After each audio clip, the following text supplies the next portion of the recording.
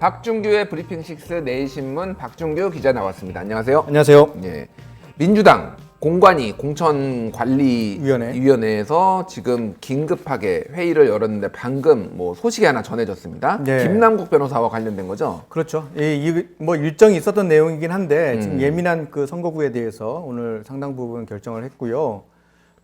특히 이 그 강서갑 지역에서 이 조국 대 반조국 이런 프레임으로 한때 시끄러웠던 이 김남국 변호사와 금태섭 의원의 그 대전 어떻게 될 것이냐. 이 결국은 공관위에서 정리를 해줬어요. 예. 김남국 변호사를 청년 인재로 해서 전략 지역으로 투입하겠다. 전략 지역으로. 예. 전략 지역이라고 하면은 당선이 좀 유력한 곳에 이렇게 지역구를 배정을 하겠다 뭐 이런 걸로 해석을 하면 되는 건가요? 그렇죠. 그런 수도 있고요. 당 대표 주자로서 어떤 지역에 내보낼 수 있다 이런 거니까요. 전략 지역이라고 하면은 보통 지금 현재 전략 공천 지역으로 돼 있는 25곳 중에 한 곳이 될 가능성이 높죠. 그렇군요. 예, 그곳들은 보통 이 현역 의원들이 그만둔 불출마한 지역이라 아무래도 그 터가 표밭이 훨씬 더 유리하다고 볼 수 있겠죠. 그렇군요. 어제 이미 이해찬 대표가 면담을 하면서 금태섭 의원을 만나면서 다 소중한 인재다. 네. 김남국 변호사도 소중하고 금태섭 의원도 당에서는 소중한 입장이다라는 얘기들이 나오고 하면서 어찌됐든 교통정리가 좀 빨리 될 것이라는 관측들은 나오긴 했습니다. 예, 그렇죠. 그리고 그 이낙연 선대위원장도 뭐 속히 빠른 시간 안에 해결하겠다 이런 의지를 보였고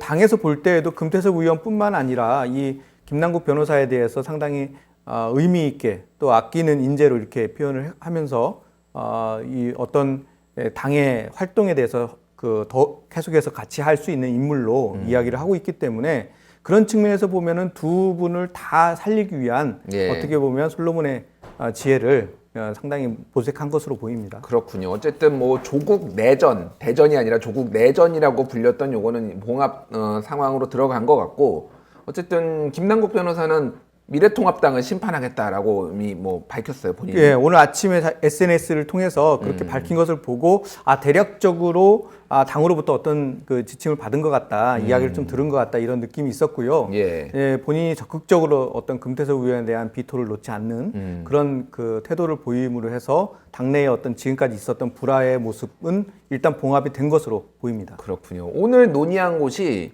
이 뭐 강서갑 말고도 제법 관심이 가는 곳이 여러 곳이 있었습니다. 예. 일단은 뭐 동대문구 을 민병두 의원의 그 일단은 그 논의를 좀 밀어놨다고 해요. 밀어놨습니다. 예, 그 미투 문제가 있어서 이것을 어떻게 당에서 해석할지 이 부분이 계속 관심의 대상이었어요. 그렇죠. 정봉주 전 의원 같은 경우에도 의혹만 가지고 국민 여론을 감안해서 일단은 부적격 판정을 내렸기 때문에 민병두 의원 입장에서는 상당히 억울할 수 있으나 이게 같은 잣대로 보았을 때는 사실 논란의 대상이 될 수 있죠. 뭐 정봉주 의원도 그렇게 따지면은 뭐 이제 뭐 무죄를 본인은 받았다라고 이제 뭐 주장을 하고 주장할 그러니까. 수는 있으니까요. 그러니까 이 부분에 국민 눈높이에 어느 정도 맞춰서 어떻게 결정할지 상당히 관심이 모아지는 그런 지역구입니다. 그렇군요. 이제 24일부터 경선이 지금 시작됩니다. 예, 경선을 여러분들께서 아마 전화를 받으실 수도 있어요. 당원이 아니더라도 국민 경선 50%가 포함되기 때문에 그 지역에 있는 분들에게 안심번호로 해서 무작위로 이제 전화를 걸어서 지지자를 아마 선택해달라고 부탁을 할 수도 있을 것 같습니다. 제가 어떤 정당을 지지하든 그런 것과 상관없이 정당은 중요하죠. 예. 정당은 중요한데 경선을 할 때만 앞에 경선을 할 때만 중요했는데 지금은 아마 모든 사람들한테 갈 겁니다. 예. 그러니까 지금 대의원 50%, 국민 50% 이렇게 지금 하는 걸로 권리당원. 권리당원 50%고요. 국민 경선 50%인데 하여튼 그 많이 해보셨기 때문에 전화가 오면은 그 끝까지 듣고 버튼만 누르시면 쉽게 투표에 참여하실 수가 있습니다. 어쨌든 뭐 이번 달까지는 마무리한다라고 하니까 그렇죠. 뭐 28일까지 경선이 끝납니다. 희비가 엇갈리는 게 좀 많이 나올 것 같네요. 좀 지켜보도록 하고요. 자, 미래통합당 공천은 지금 어떻게 준비되고 있습니까? 제가 이 민주당 거 챙기느라고 미래통합당 것을 그 관심 있게 보지를 못했는데 아직까지는 발표가 아직 안 난 것으로 제가 봤어요.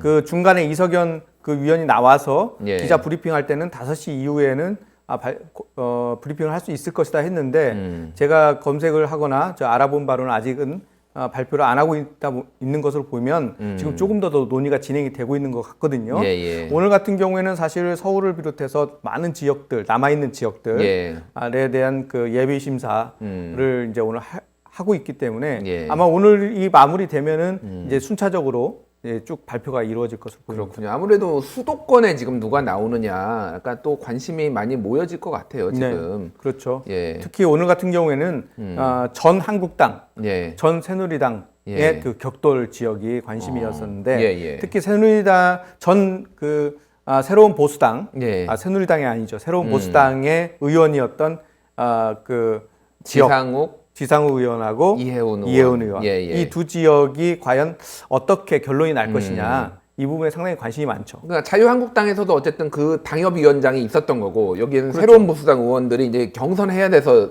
후보를 뽑아야 되는 거잖아요. 예, 그런데 이제 그동안 이 새로운 보수당에 대한 이 찬밥 대우 이게 논란이 됐기 때문에 뭐 컷오프를 시키거나 이렇게 되면은 상당히 논란이 되죠, 의원들은. 상당히 반발이 또 생길 수밖에 없는 그런 상황이네요. 예, 그래서 이 결과를 놓고 내분이 일어나지 않을까 이렇게 우려하는 목소리도 있기 때문에 결과를 좀 더 두고 봐야 될 것 같습니다.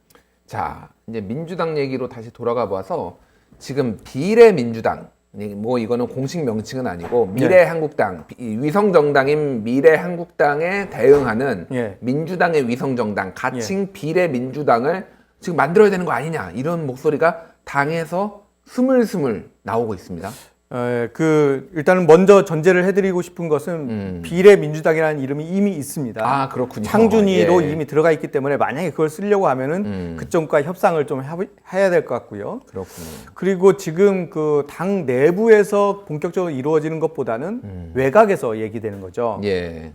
그러니까 이게 윤건영 전 그 청와대 국정상황실장이 이 라디오 인터뷰를 통해서 이게 필요하지 않느냐. 결국에는 원칙적으로는 장기적으로 볼 때는 당연히 이 원칙을 지켜서 안 만드는 게 옳지만 지금 현재 상황을 봤을 때는 이걸 만드는 것도 검토할 필요가 있다. 이런 그 뉘앙스로 이야기를 해줬어요. 그렇군요. 일단 말씀하셨듯이 오늘 저는 사실 오늘 그 방송에 나가서 보고 있었어요. 이렇게 앞에서 보고 있었는데 깜짝 놀랐습니다. 이게 여기에서 이 내용을 지금 하는 게 지금 타이밍상 맞나 살짝 걱정도 되긴 했는데 어쨌든 민주당 손혜원 의원 탈당을 했지만 전 민주당 소속이었던 손혜원 의원도 주장을 하고 있고. 그렇죠. 그러니까 지금 말씀하신 대로 윤건영 실장 같은 경우에는 어떻게 보면 문재인 대통령의 복심이라고 이제 알려져 있지 않습니까? 그런 측면에서 상당히 그 관심의 대상이고 그 말에 무게가 있는 거고요. 손혜원 의원 같은 경우에도 무소속이지만 사실 친문 세력들의 상당히 중요한 가운데에 있으신 분이라 그 움직임이 예사롭지는 않습니다. 그렇군요. 근데 이제 뭐 우리가 그 전에도 얘기를 했지만은 이거를 이제 만약 비례민주당 이 비스무리 위성정당을 만들 경우에 비난이 쏟아질 수밖에 없는 거고 왜 그러면 선거법을 바꿨느냐라는 뭐 4+1을 왜 해서 무리하게 그러면 한 것이 명분도 잃고 실리도 잃을 수 있다. 뭐 이런 우려들이 계속 나와서 사실은 당에서도 거리를 둔 거였잖아요. 그거를. 그렇죠. 그러니까 이게 생각해 보면 왜 이런 얘기가 나오느냐를 보면 지금 그 선거 판도 결과를 미리 예측해 보니까 만만치 않은 거예요. 만만치 않다. 일당을 내줄 수도 있겠다. 지금. 일당 내줄 뿐만 아니라 보수 세력에 과반을 줄 수도 있겠다.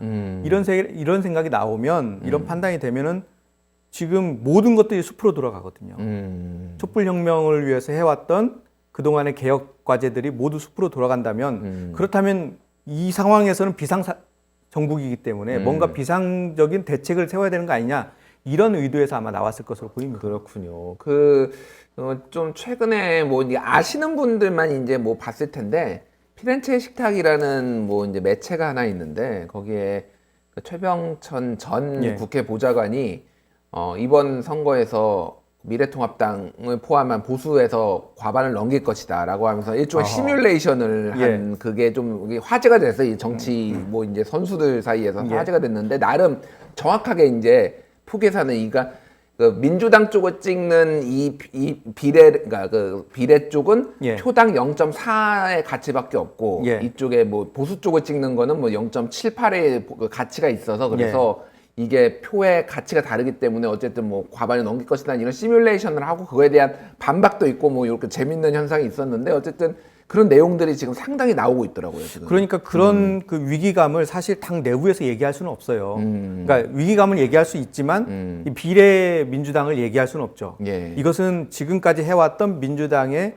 어떤 원칙적인 선거제도에 대한 자기 불신이 되는 거죠. 자기 거부, 자기가 스스로 그것을 틀렸다고 얘기하는 거거든요. 예. 그런 측면에서 할 수는 없는데 이렇게 주변에서 계속해서 이야기하게 되면 나중에 가면 모르겠어요. 이게 상황이 지금 매우 위태로운 상황이 되면 이 결정할 수도 있지 않겠느냐.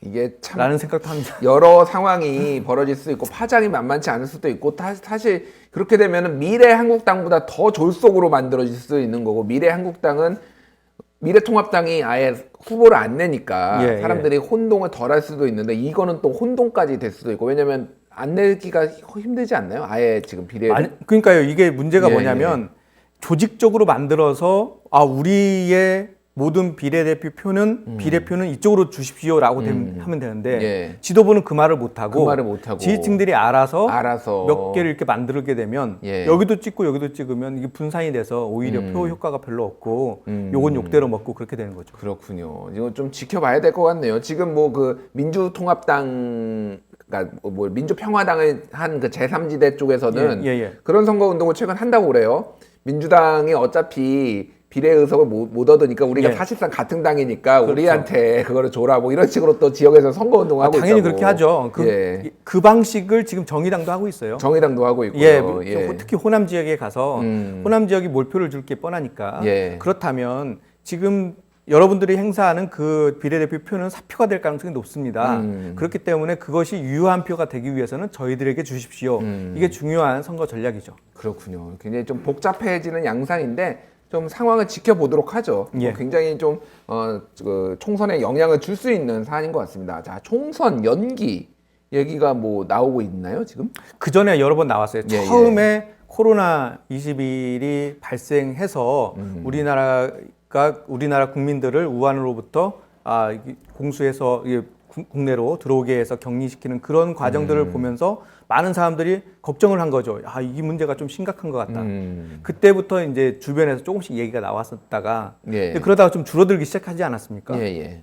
그러면서 이제 싹 사라졌었는데 최근 이제 대구로부터 이제 대규모로 발생하기 시작하고 오늘도 200명이 넘다 보니까 예. 확진자가 이제 오늘 아침에 손학규 대표가 뭐 여러 가지 이제 대책 이야기를 한 거예요. 중국인들 들어오는 것들을 좀 차단해야 된다부터 시작해서 그 중에 하나가 이 총선도 연기하는 걸 검토해달라. 검토를 하자라고 말이 나온 거죠. 그렇죠. 검토가 법적으로는 가능한가요? 법적으로 가능하죠.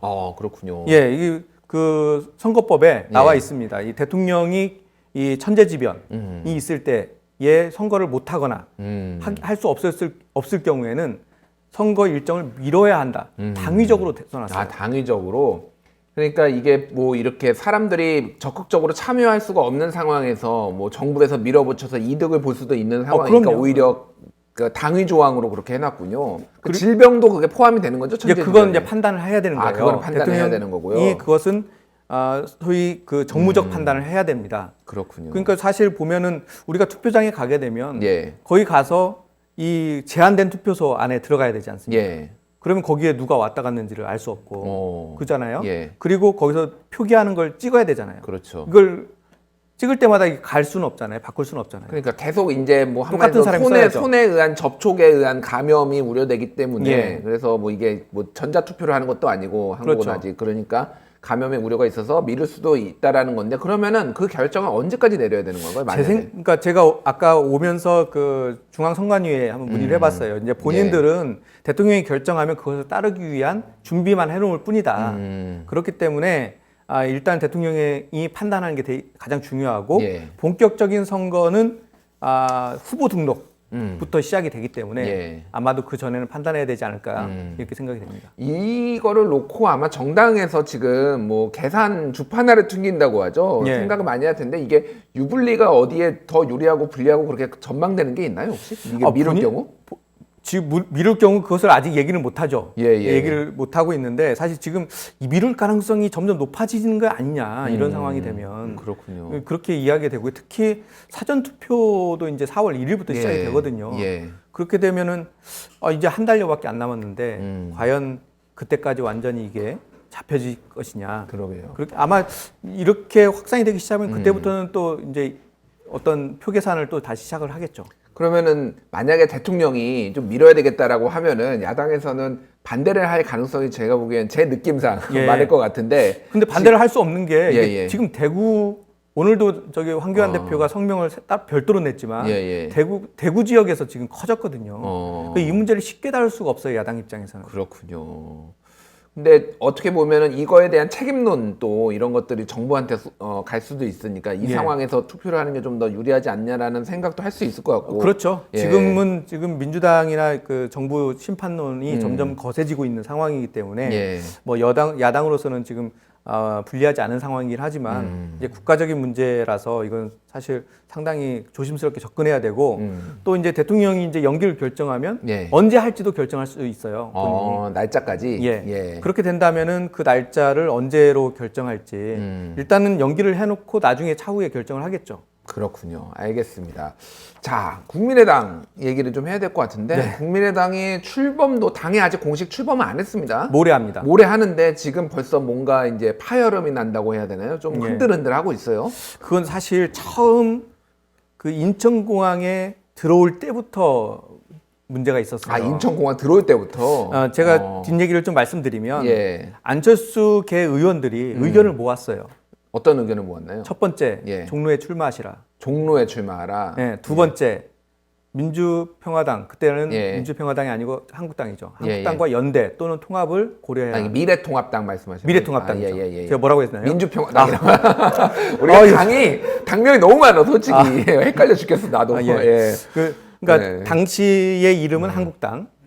이 한국당과 연대를 하거나 통합을 그러니까 하라. 열어놓으라 일단. 그렇죠. 열어놓으라. 이 두 가지를 내부적으로 다 합의를 해서 이게 안철수 대표한테 이제 전달을 하려고 했죠. 예. 그런데 들어오시자마자 예. 불출마 선언과 함께 불출마. 나는 생각 없다, 관심 없다, 통합, 보수 통합에 끼지 관심 않겠다. 없다, 관심 없다. 이 두 가지를 얘기해 버린 거예요. 아.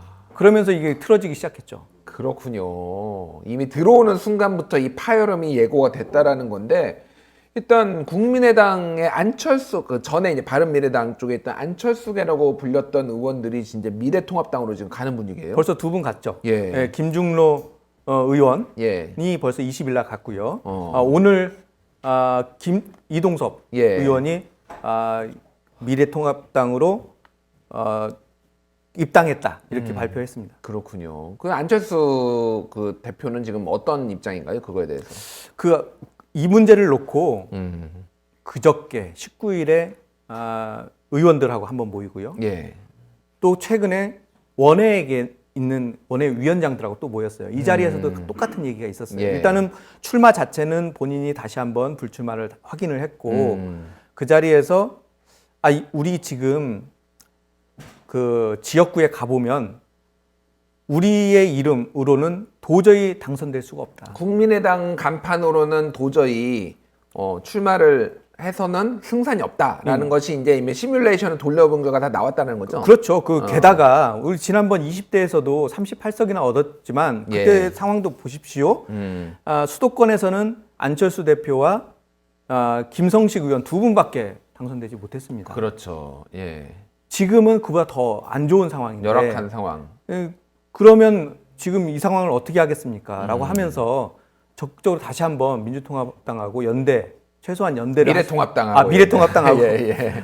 미래통합당하고 또 연대를 반드시 해야 됩니다. 이렇게 주장을 한 거죠. 그렇군요. 그런데 안철수 대표는 지금은 그걸 할 때가 아니다. 지금은 아니다. 예, 지금은 창당을 하고 지지율을 올려놓아야 당대당 통합을 그나마 할 수도 있는 거다. 그러니까 지금 그 얘기해서는 안 된다. 그렇게 그게 이야기를 하고 안철수 대표 입장에서는 완전 터무니없는 얘기는 아니에요. 그 입장에서 또 합리적인 얘기일 수도 있겠네요. 당 만들기도 전에 이미 통합 얘기부터 나와버리면은. 그렇죠. 거기까지는 합리적이라고 생각이 드는데 예. 그런데 실제 그 마음은 아. 갈 사람은 가라. 갈 사람은 가라. 나는 아. 이 자리에서 지키겠다. 그래서 오늘 아침에 실질적으로 발언을 그렇게 했어요. 예. 예, 오늘 아침에 그 회의를 통해서 거기에서 여러분들의 의견을 다 존중한다. 그리고 나는 응원하겠다. 이 얘기는 그런 거죠. 가고 싶으면 가시고 가서 잘 하세요. 그렇군요. 이 얘기거든요. 그러니까 근데 이게 축소의 정치를 지금 하고 있는 건데 이게 얼마나 지금 바람을 일으킬지 참 의문이 드네요. 그러니까 본인은 이 본인이 생각하는 어떤 그 명분, 사명 이걸 붙잡고 가겠다는 거예요. 그렇군요. 그러니까 이것을 위해서 어떤 것과 타협하지는 않겠다. 그러니까 여기 지금 남아 있는 비례대표가 그러니까 한 4분 남아 있고요. 예. 권은희 의원 이렇게 예. 5명이 있는데 이분들 중에서도 계속 남아 있을까? 아. 제가 알고 있는 몇 분하고도 통화했는데 예. 상당히 고민이 많아요. 고민이 왜냐하면 많으시군요. 같이 있으면은 이게 이 탈락이 낙선이 뻔하게 보이는데 이런 상황에서 과연 거기에 남아 있어야 되느냐 이런 고민들을 하시더라고요. 사실 예전에는 타협을 그렇게 많이 하셨는데 왜 갑자기 이렇게 타협 안 하겠다고 하는지 그게 참 그 얘기를 의문이네요. 들어보니까 예. 유럽에 가서 예. 이건 내가 지켜야 되겠다 이거 하나는 그 가지고 왔다는 거예요. 그렇군요. 다른 것들보다는 예. 이제 그걸 배우고 왔다는 거죠. 예. 마크롱이나 뭐 여러분들을 만나서. 알겠습니다. 예. 지금 방금 속보가 들어왔는데 미래통합당의 윤상현 의원 그리고 이해훈 의원이 컷오프 당했다. 이거는 윤상현 의원은 어쨌든 외교 쪽에 예. 그 간사였나요? 아니면 위원장이었나요? 위원장이었죠. 위원장이었죠. 그래서 상당히 중량감 있는 인물들인데 이해훈 그렇죠. 의원도 그렇고. 예, 삼성까지 했는데요. 예. 지금 정부위원장이었죠. 그 전까지. 예. 이거 뭐 이 물갈이가 심상치 않습니다. 미래통합당. 예, 김영호 위원장이 예. 확실하게 그 칼을 대는 것 같아요. 그렇군요. 민주당도 긴장을 바짝 해야 될 것 같습니다. 예. 이은재 의원도 지금 컷오프 됐다고. 이은재 의원은 사실 컷오프 될 가능성이 좀 높았죠. 예. 예, 그 지역 분위기가 그렇게 많이 좋지는 않다고 좋지는 들었고요. 않다는 얘기도 들었습니다. 사퇴하세요. 이 목소리가 이 카랑카랑한 목소리를 그리고 다시 지역 들을 수 위원장도 없는- 아니었어요. 예. 그렇군요. 예, 알겠습니다. 참 많은 거를 남겨주신 분인데 좀 안타깝네요. 예, 알겠습니다. 예, 알겠습니다. 또 주말 보고 다음 주에 또 정치 얘기 예. 들어보도록 하겠습니다. 지금까지 브리핑 6 내일신문 박종혁 기자였습니다. 감사합니다. 감사합니다.